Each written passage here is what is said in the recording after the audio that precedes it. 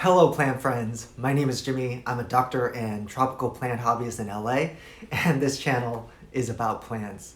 So this series is on SoCal Tropics. They are a husband and wife duo in San Diego, California. They have 17 years experience growing, collecting, selling plants. 17 years. That's before the plant craze, before the aroid craze, before the social media craze. They've seen it and done it all. It was a privilege and a pleasure going to their place and sharing their knowledge and passion and plans with you guys. Without further ado, let's get on with the show. Well, this one's definitely considered like one of the unicorns. Mm-hmm. So it seems like, yeah, you guys just sort of have it here in 50 to 60% humidity. Mm-hmm. Yeah, without anything. Mm-hmm. So if you see all white leaves, they want to go brown. Yeah. No chlorophyll in there. But one thing that we're learning, this is the second year I believe I've owned the Variegated Adansonii, and people are saying, oh, I want a lot of white. I want half and half. Well, this plant, again, is a chimera. It's going to give different variations of the variegation. It'll throw out a solid green leaf. The next leaf could be variegated, and then the next one could be all white. It goes back and forth, and it's not predictable. So you got to kind of have to wait and see. Like, we're trying to wait and see on this one if it's going to go variegated. Even whoa, there's another one. I didn't even notice that. Holy cow. Wow. Okay. Yeah. You'll see an obliqua right over there too. Okay. Yeah. Let me. Right now. Yeah. Let me. Holy moly. Yeah. And they'll even get larger. I mean, we've seen the pictures of the Adansonii when they get huge, and I want one of those to get. Okay. So giant. Just like, yeah, this is giant. Mm-hmm. I mean, I would consider this pretty giant. You know how the common Adansonii, they come in like different forms, right? You have like a narrow and then you have like the wide form. Mm-hmm. It seems like the variegated Adansonii only has that the wide form, right? Or the round form. It looks more round. Yeah, I'm not sure exactly, but it could be. Have you guys had any trouble with this plant? I mean, okay, you guys know the answer is no, but no, it's actually once it's established, it's a fast grower, more than the variegated Monstera deliciosas. Yeah. It is a fast grower. So people are like, oh, I'm so wary of spending that much money. But actually, if you are a collector and you want a specimen, they climb very quickly. Oh, this one is really nice. It's got a lot of the half and half on that one. Yeah, this one is. Out there. Mm-hmm. Yeah. Have you guys noticed anything different about the white versus some of the yellow? Is that just like a natural? I'm noticing that it'll produce it because again it's a chimera. It's the layers of variegation change the hue of the white. Yeah. And that's another thing. Like this one looks so yellow to me, especially in the grow light. Yeah. Doesn't it? Really and then you go further down, it's just all different variations of. So it doesn't really have anything to do with like age or size, right? No, it's just on what comes out. Yeah, this is ridiculous. Wow. Estimating about $30,000 on the current market right there on those two pots. Let me see your soil mix. I think so the people who are growing it well think it's like the easiest plant in the world, and then other people are saying that it's very sensitive to rot. Is what I'm hearing. Any of our aroids, what we use is we use 50% bagged regular Miracle-Gro from Home Depot. Mm-hmm. Yeah. And then we add an additional 50% or 40%, even 50%. 50%. It depends. Like this is a higher ratio like perlite in this one compared to that one. Yeah.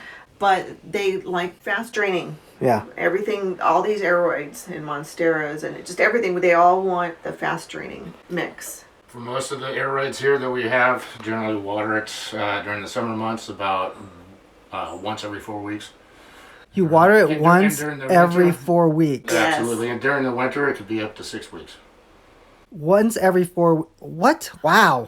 No misting, no humidifiers. No misting, no humidifiers. They prefer to be on the dry side, and we've learned through trial and error over the years, especially with the Monstera, the variegated Monsteras, if you overwater them, they will rot. Yeah. Yeah. Wow, once every 4 weeks. I know. See, like, this is the kind of stuff that just, like, doesn't get, like, you see lots of people who are just, constantly hovering over their plants. Don't. See, what I told Jack is I don't want to make our home look like a nursery. Yeah. I want to integrate it and be part of our home. Yes, yeah. And that's why I didn't want all the humidifiers and everything going. Yeah. I just said if they're gonna make it, they're gonna make it. Yes. And as you can see, after all these years, everything's flourishing. Yeah. Yeah, I rarely meet or talk to people who are quote unquote lazier than I am with like maintenance. Well, I think it's just, if you're busy and you have other things, it's like watering so often or doing the humidifier or misting or whatever, like these little things add up, and it can cause a lot of time consumption and anxiety. 4.5 hours generally just to water all the plants around the house. But I mean, going up to like 4 weeks, and I mean, obviously the condition of your plants, like, it speaks for them. It's out, they speak for themselves. It's so kind of showing that you really don't need a lot of those things. Wow, 4 weeks. That's new really people impressive. coming in on the plant scene and wanting to collect. I mean, there's a lot of things. The big one is a humidifier that we're very much against. Yeah. For us, especially, is it can cause spread of viral and That's bacterial true. Yeah. and fungal issues in the mist. So when you have that constantly going, and let's say you bring in a plant that you didn't see anything on and you put it in with your other plants, and that mist just makes I see what you're saying. spores Yeah. spread through the air. Yep. Yeah. And it'll land on other plants, and I've had people actually lose their whole collection over that. Yeah. So you have to be very careful with the humidifiers. When you're talking to people and you're, reading these posts and stuff on like social media, it's always about, well, increase the humidity, right? Like if you're, if like your plant does anything wrong, yellowing, increase the humidity, right? Like your leaves are browning, increase the humidity. And that seems like the answer to like almost like, the answer to any question or trouble. But yeah, I mean, for you guys to not even do humidity, especially for the Variegated Adansonii, which the reputation of drying up, especially on the white. But yeah, your whites are very white, and a lot of you have some browning, but I mean, come on, that's one of the original leaves from when we got it a couple years ago.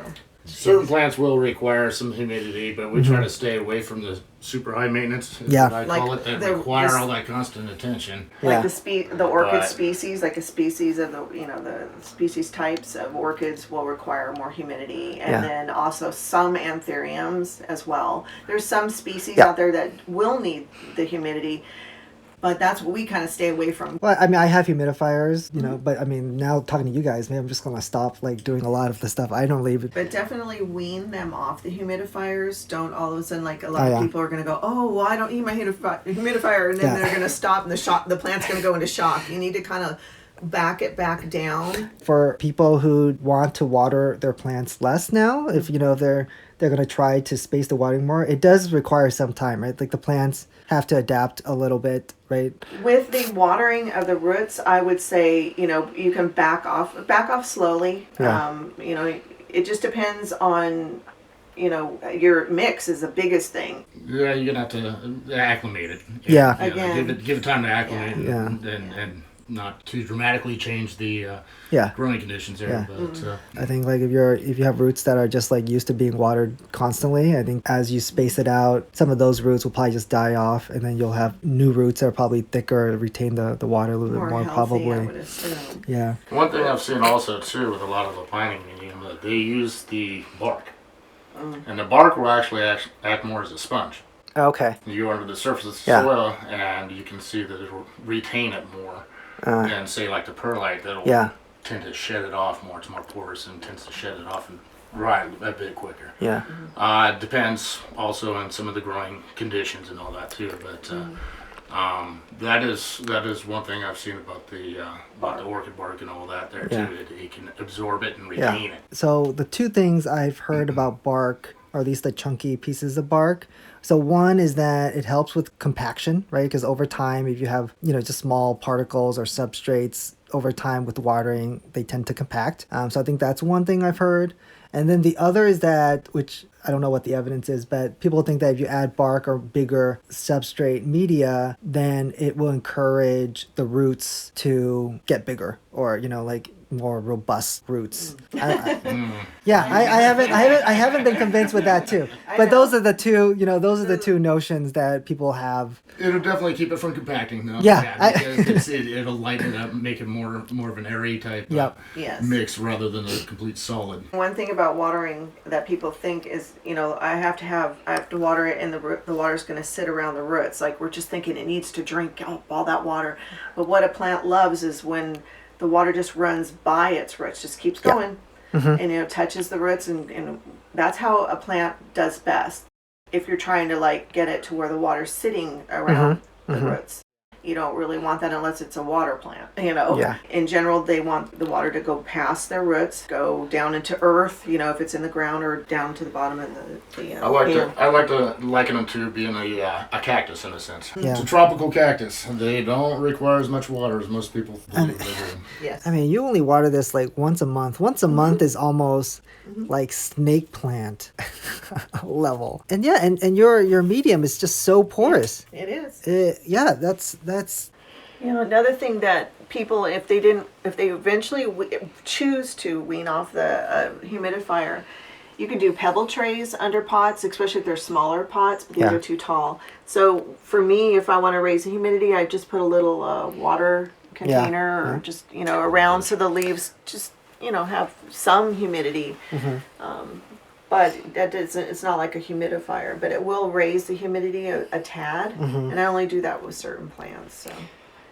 Do you guys, I assume you guys have taken some cuttings off some of these plants, right? Oh, yes. Do you guys do air rooting? You know, the surrounding the root by moss, you just kind of just We snip? water root pretty much every plant that you see in our home.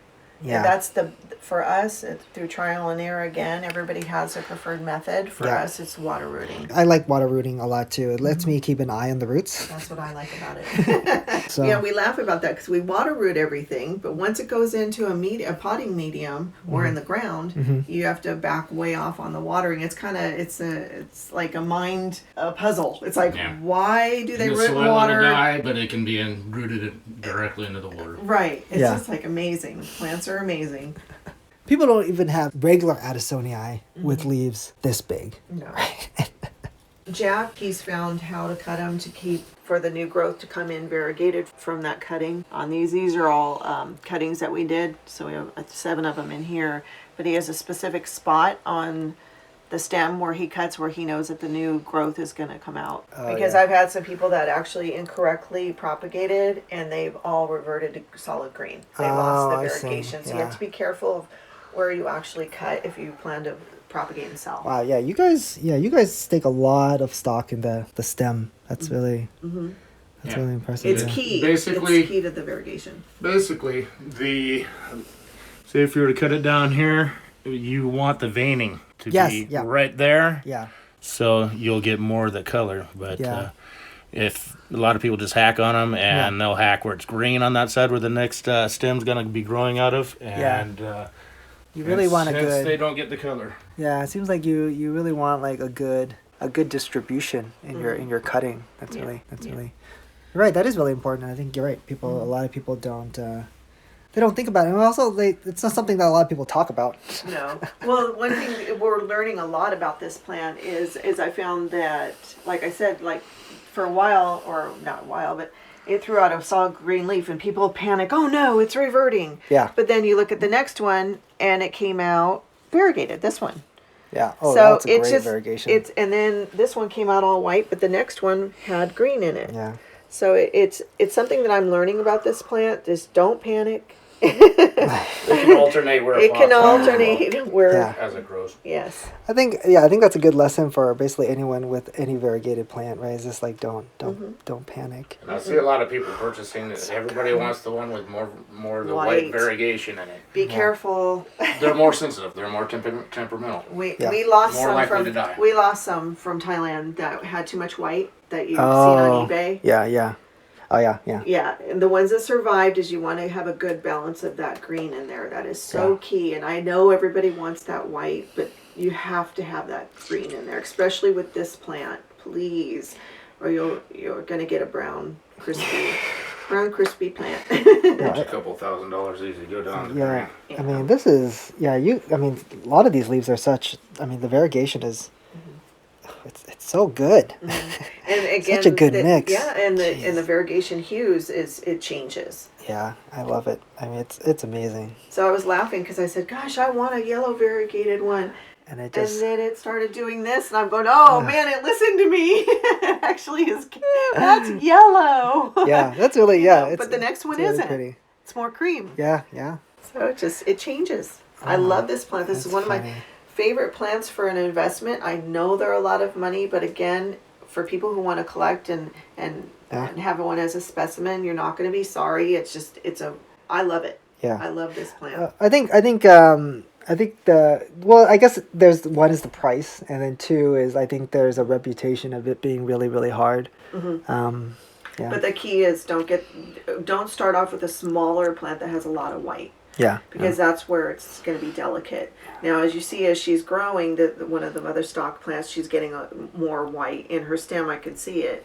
But see, it has already the green in the stem down below it. So it's going to give the energy, it's not going to take away where it can. It's so funny that you guys are growing this ridiculously large specimen in an area that's 50 to 60% humidity In a bedroom. and in a bedroom, yeah, without any humidity augmentation, with watering once a month. And then you see other people who have theirs in glass domes, right? That too.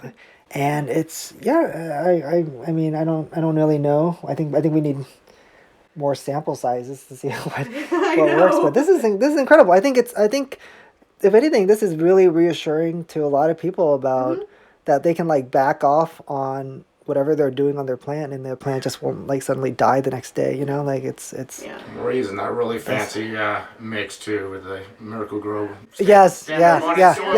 So basically, you guys have 2 bags, right? You guys have a 2 ingredient. Yes. 2 ingredients. A 2 ingredient And that's thing. every plant you see in our home. That's incredible. Yeah. And they're all different species.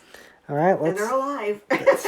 they're more than alive. They're ridiculous. All right, let's do the next room. Sure. All right, guys, that's going to wrap up this video. Thanks so much for watching, and again, like, subscribe, comment, and also check out SoCal Tropics. Until next time, happy planting.